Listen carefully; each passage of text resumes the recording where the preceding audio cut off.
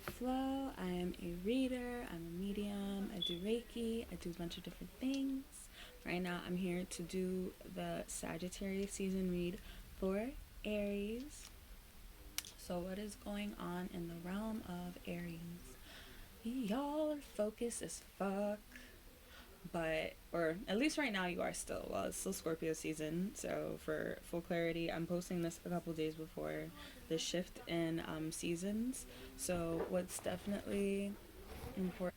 important right now is that while it's still Scorpio season and you're still benefiting from this Mars energy, because you and Scorpio share one of the same ruling planets, definitely continuing to build off of the things you've already been thinking of doing, the things that you've already been wanting to build this year, because it's super important that you use this Sagittarius season to continue building your foundation. There are a couple of you that could be making decisions this month that completely derail your plans for this year. So please watch out, especially in the moments when y'all are uncomfortable or y'all are feeling challenged or feeling unmotivated. It can very easily end up becoming something that becomes like blown up or blown out of proportion. I'm feeling this vibrate a lot through the heart and through the legs. So it might be situations that hurt you emotionally. It might be situations that you feel like somebody's challenging your heart or the integrity of your heart, or it could be where somebody's challenging your safety, or you feel like somebody is threatening your safety or is moving on motives that are not pure. So be very mindful of how you react and interact with people that make you feel that. So there are going to be a couple of you that end up dealing with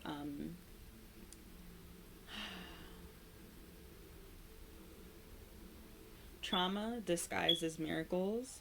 A lot of you are going to be dealing with these issues in terms of maternal figures. So it could be that, you might have a relationship with your mother where she was doing drugs or she was doing something very harmful to herself that kind of affected others around you, where she projected a lot of her own issues or trauma onto you, and it affected you. And if you have siblings, kind of just spreading. And at this point, maybe she's seeming to get better or seeming to change or do things that are less destructive. As sad as it may sound, try not to get too excited about the situation. Try not to get your hopes up, and try not to interact too heavily with the idea of a completely different situation. Sorry. So yeah, try not to become overly excited or overzealous about that being the most lasting possibility, because things are going to shift. There are going to be a lot of trines and movements and kind of situations where people are tested heavily, and kind of putting a lot of faith in this prematurely can shift you in ways that are not beneficial, shift you in ways that could end up causing more hurt.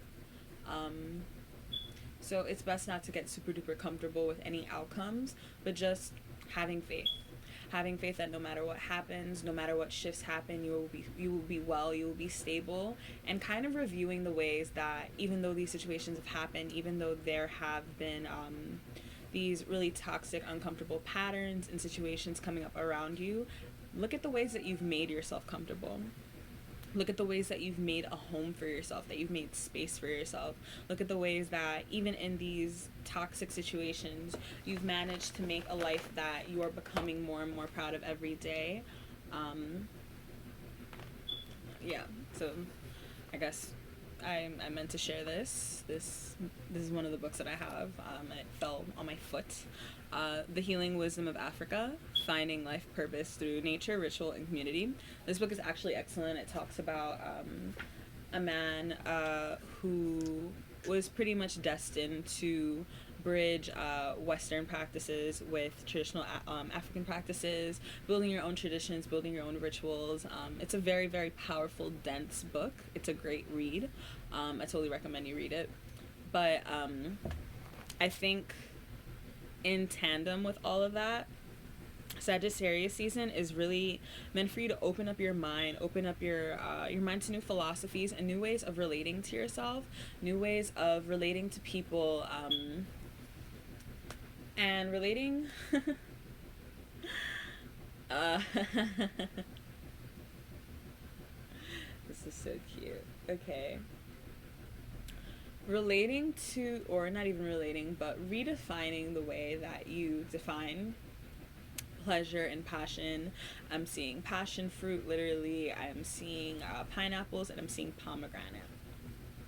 These are all really wonderful foods for the digestive system. Considered a little aphrodisiac-ish. Pomegranates are considered wonderful fruits that represent psychic abilities and clarity, fruitfulness, fertility.